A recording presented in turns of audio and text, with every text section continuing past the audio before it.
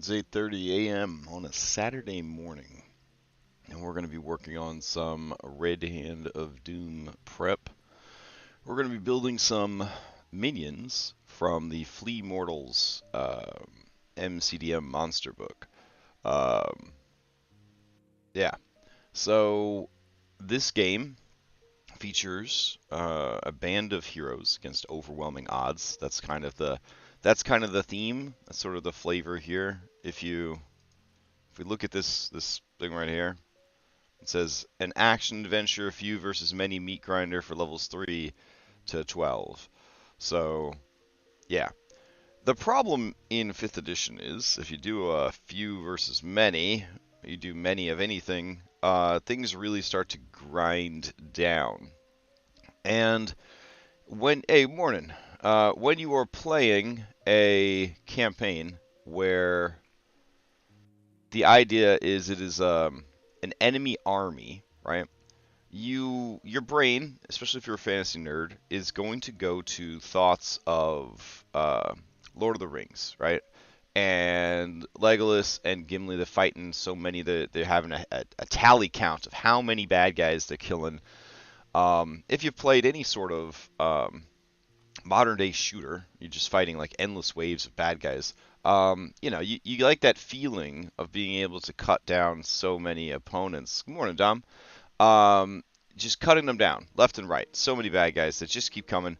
It's a very specific flavor of fantasy fulfillment, but it is real and it is good. And we discussed last Sunday all the benefits of using minions. We've discussed on our vodcast the benefits of using minions. And then last Sunday, we also looked at the differences between a 4th edition minion, a Giphy minion, and a MCDM minion, just to kind of refresh everybody. But we've already talked about that last Sunday, and we already talked about it on our vodcast. So we're not going to talk about that again. You're just going to have to take my word for it that MCDM monsters are the perfect monster for 5th edition Dungeons and Dragons, for what that's worth. So let's enjoy that and build some minions today. All right, so over here in Le Book, we're going to go down to, let's see, doop, doop, doop, doop, doop. Minions, where you at? Mentors, retainers, companion mounts. Let's see. I'll just do a search. Alright. Minions is only mentioned 180 times, so we should be fine. Alright, Goblin Minion, which is really good for building off of. New rules. Minions and retainers. Minions. There we go. That wasn't too bad. Okay. So we got the minion rules open. And we need to go to our monster building section of the adventure, which I believe is... I thought I had a monster building section. Let's see. Monster manual. That would be it. Alright, let's hop down into this monster manual. Now, we've built monsters for this campaign, and we've modified monsters for this campaign to make them more Fey-like, or make them more Mordenkainen multiverse-like, or whatever, right? So, obviously, the number one candidate in Red Hand of Doom to be a minion would be the Hobgoblin. Alright, so let's go ahead and grab our Hobgoblin Basic Bitch Soldier. So we have V9 Fey Hobgoblin Soldier. We're going to make a duplicate of him. And we're going to call it Hobgoblin Rank and File. I think that's how you spell rank and file. Alright. So we're going to go... Yeah. We're going to change the name to rank and file. Probably a better term we could use. I don't want to use grunt because it kind of feels like orc. You know what I mean? We could call him a marine, but I don't know if a marine is better or worse than a soldier. Marine might actually work. Let's call him marine. For any real Marines out there, I'm sorry. We'll try to make this guy as cool as possible. Thank you for your service, etc., etc. So let's see. They have blood, and they don't need vision, and we're good on that. Okay. So one of the things about the Hobgoblin soldiers is that they've got roughly 22 hit points, and that 22 hit points makes them very hard to kill in one hit. And we want the fantasy here that they're able to kill these dudes in one hit. But I want the fantasy that these dudes won't die to spike growth. I I've been traumatized by spike growth in the last 10 years of 5th edition Dungeons and Dragons, both as a player and as a dungeon master. There's a reason that I groan a little bit whenever somebody decides to play a druid in my games, because yes, druid has the downside of needing to concentrate on almost all of their good spells, and so they can only ever really have one good spell going at a time, but they also, for the most part, are all moon druids, so after they throw out that really dope concentration spell, then they turn into some ravaging beast. Yeah, and I mean, if you're doing Moon Druid and you didn't take Warcaster, like, what are you thinking, etc., etc. So anyways, I want these guys to survive spike growth.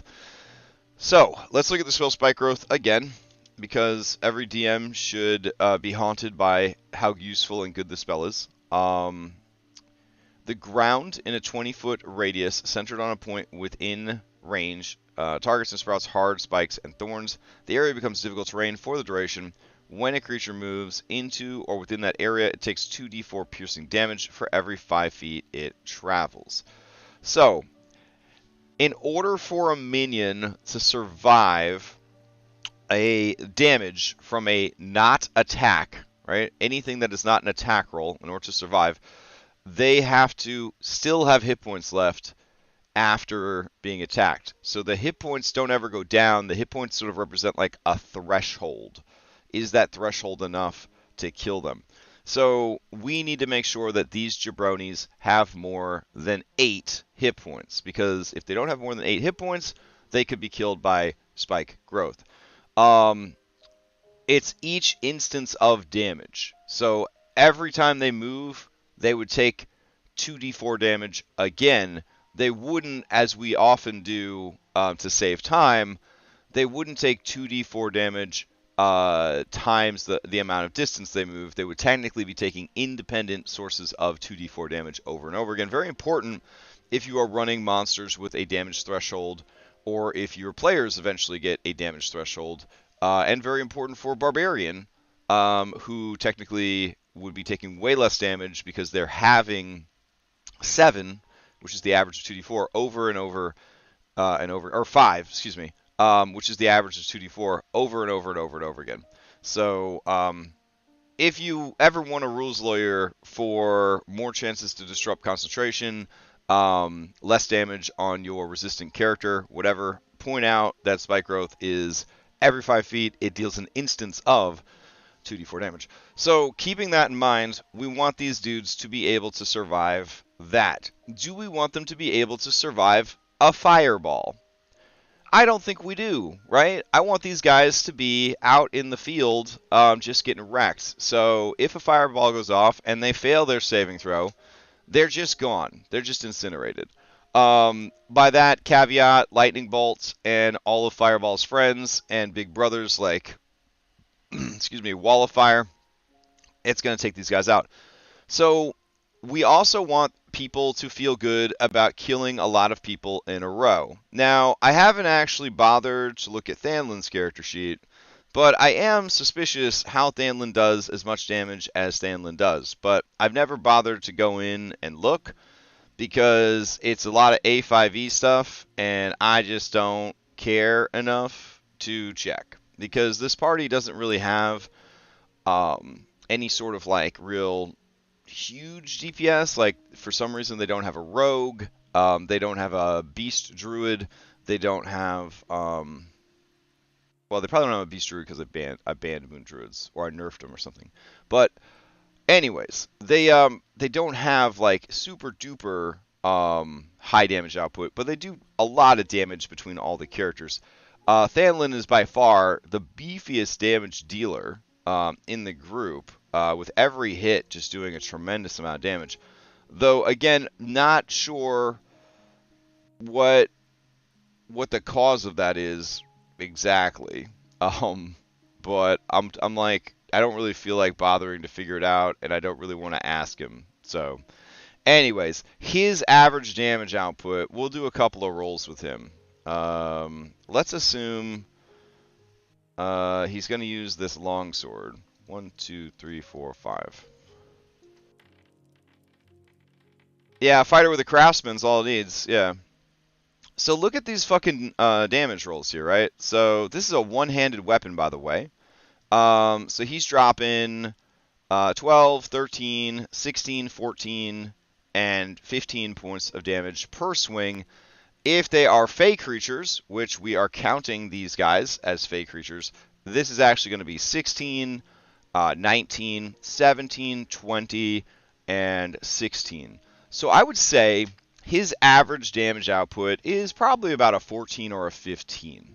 So if we set these guys up to have a damage output of, or sorry, a hit point total of 9 or 10, that would ensure that Thanlin is still killing 2 guys with 1 attack. All right, what about, let's look at Jert.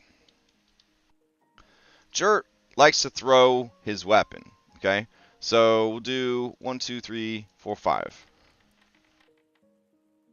All right, now, not counting the 20 there, we're looking at 8, 6, let's see, 6, 6, 8, 7, 6.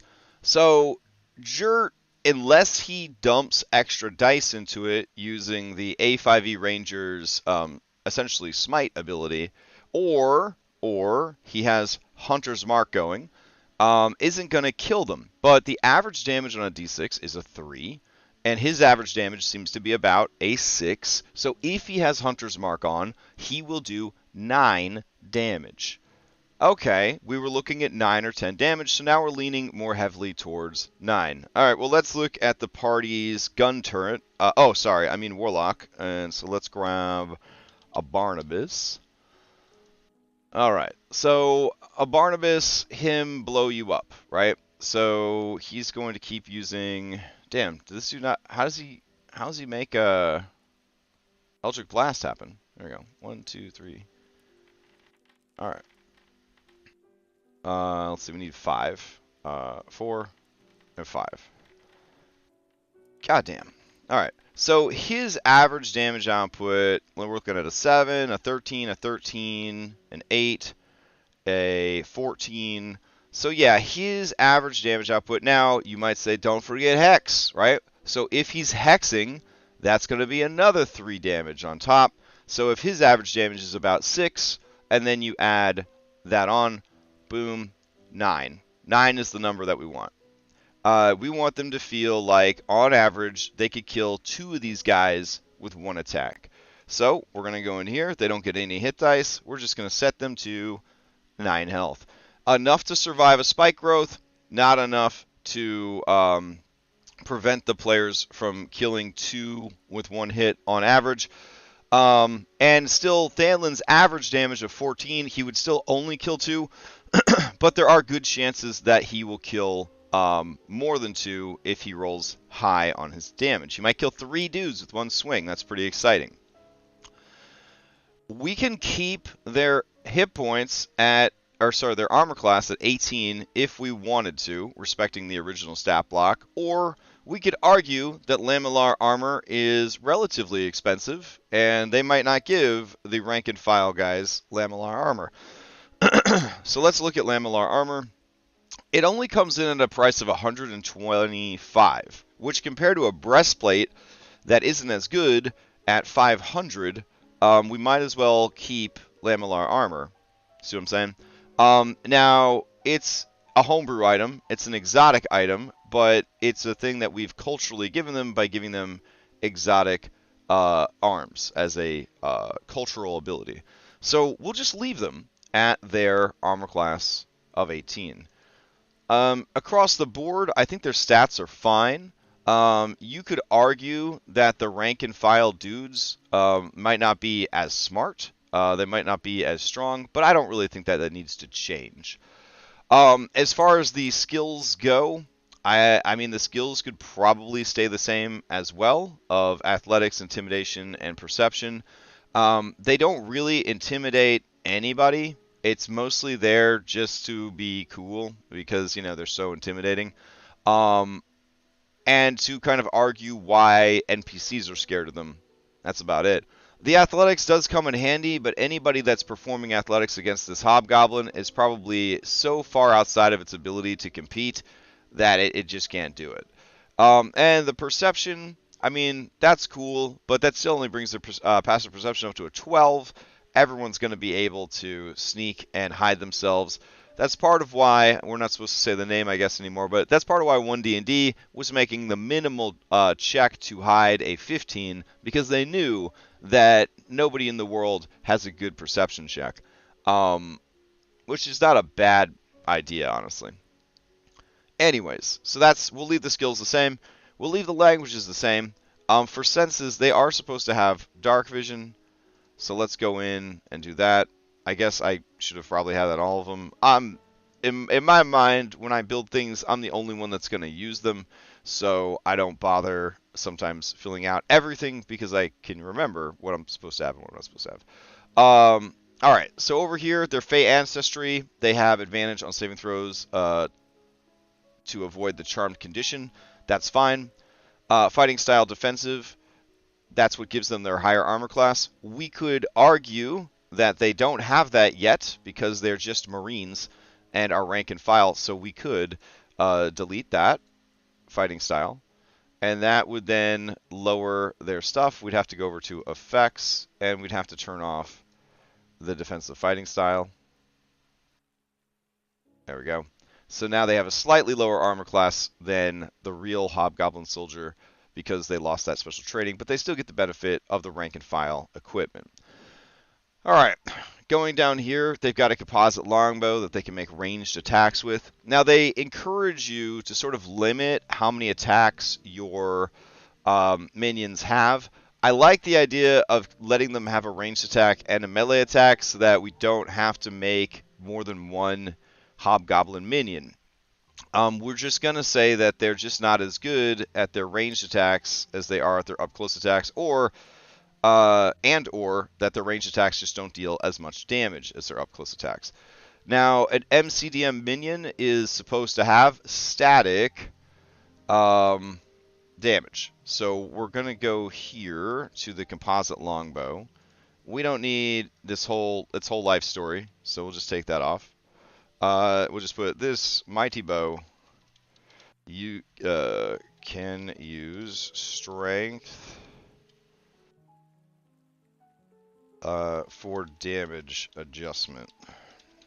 Or not can, it does. So we'll say this bow uses strength for damage adjustment.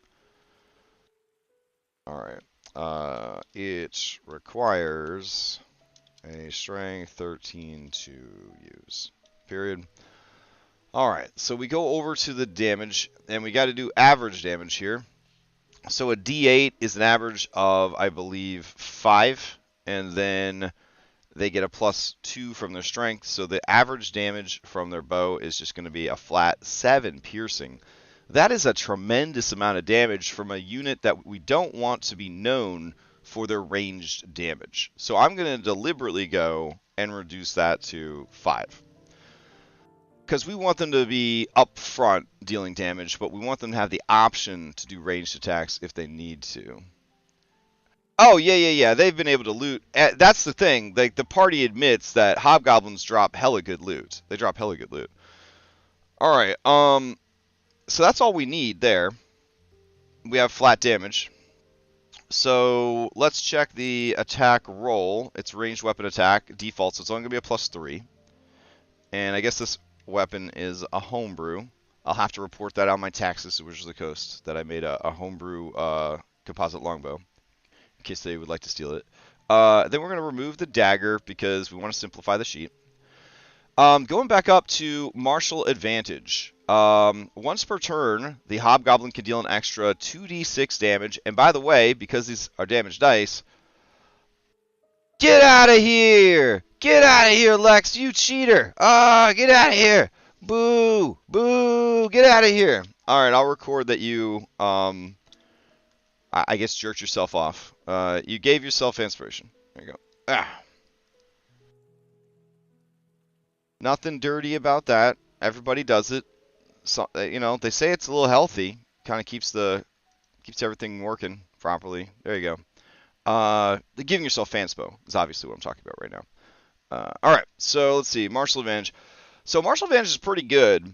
And then I probably run martial advantage incorrectly. Martial advantage to me reads that the hobgoblin can deal an extra 2d6 damage to a creature it hits with a weapon attack if that creature is within 5 feet of an ally of the hobgoblin that isn't incapacitated. I think that this is after the fact damage and therefore should not qualify for the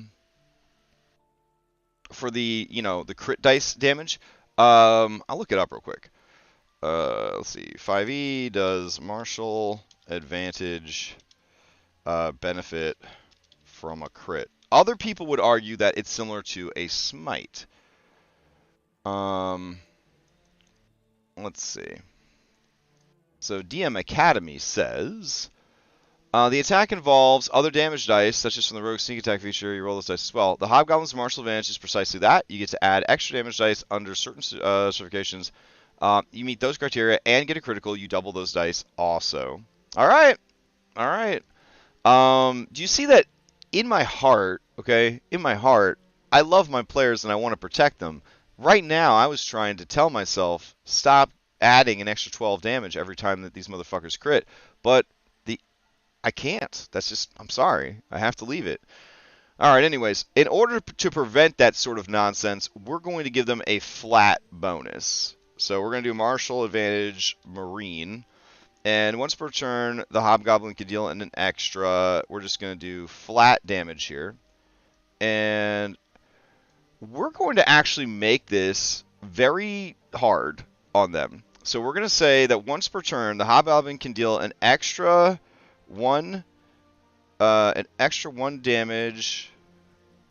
Oh, here we go. Extra damage equal to the number of goblins adjacent to the target. Maximum of 8. Period. Okay. And then we'll say the number of hobgoblins is this only works if the hobgoblins are not incapacitated. There we go.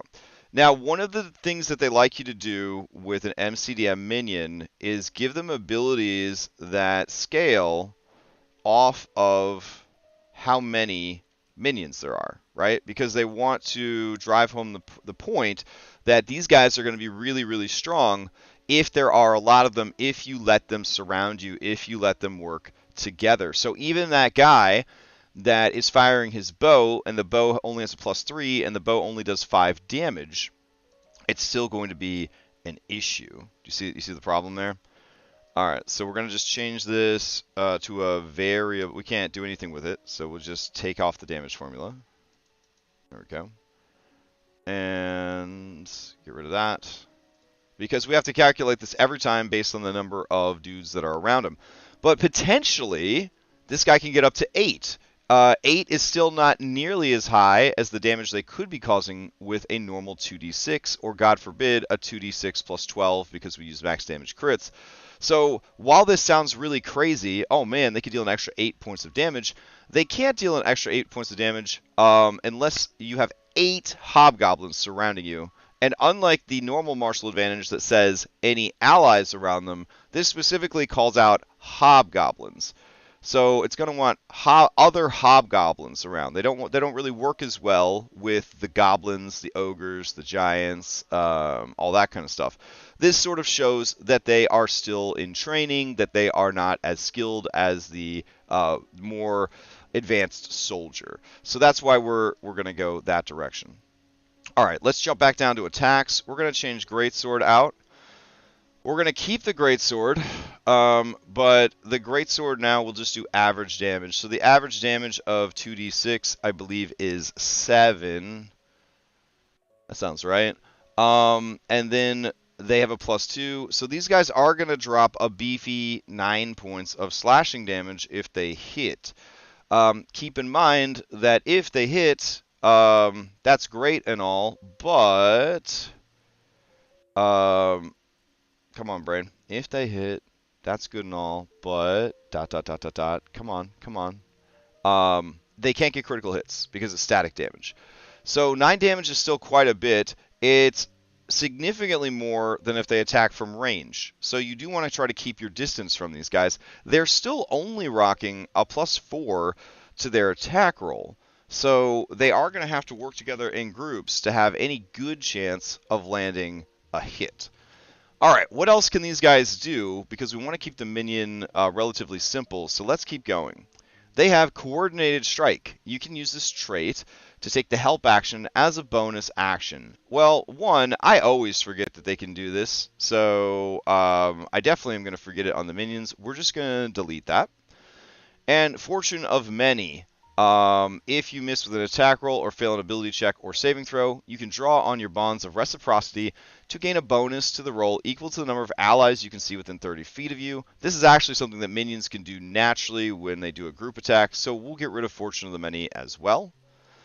Going down here, we're going to get rid of their $50 healing potion. I doubt that they're going to put a healing potion on an average rank and file Marine.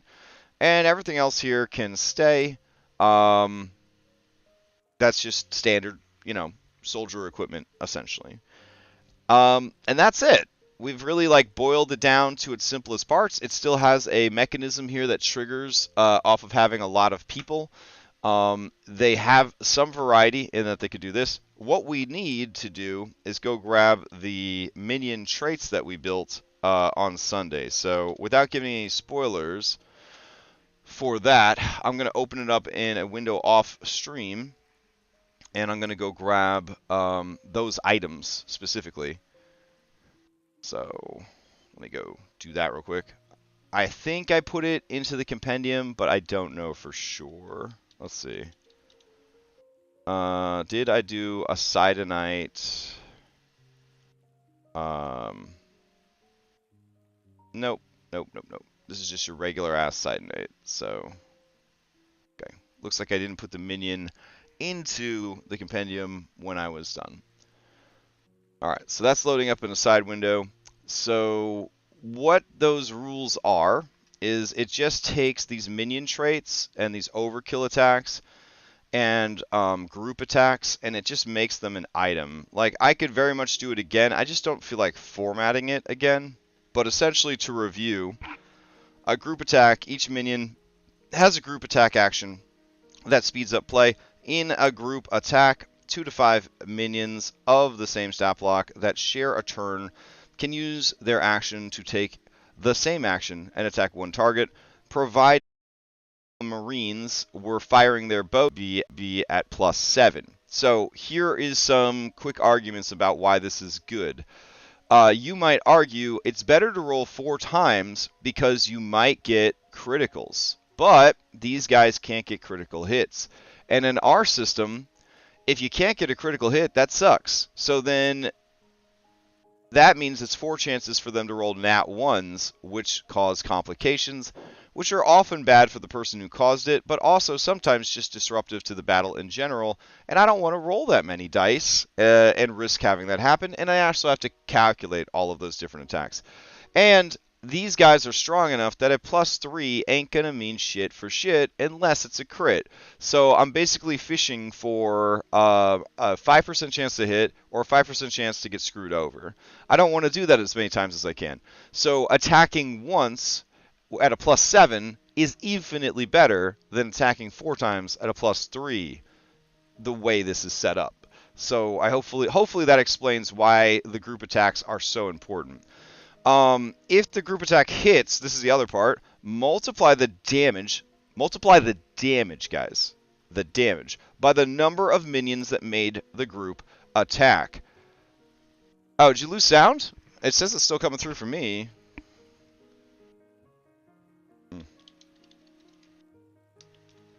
No sound? Alright, hold on.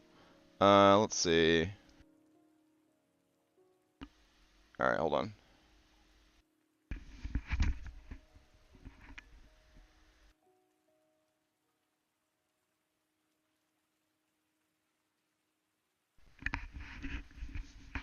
Testing. 1, 2, 3. Testing. Can you hear me? Anybody hear me? Can you hear me now? No? Nobody? What the hell? Well, that kind of sucks. Can you hear the music?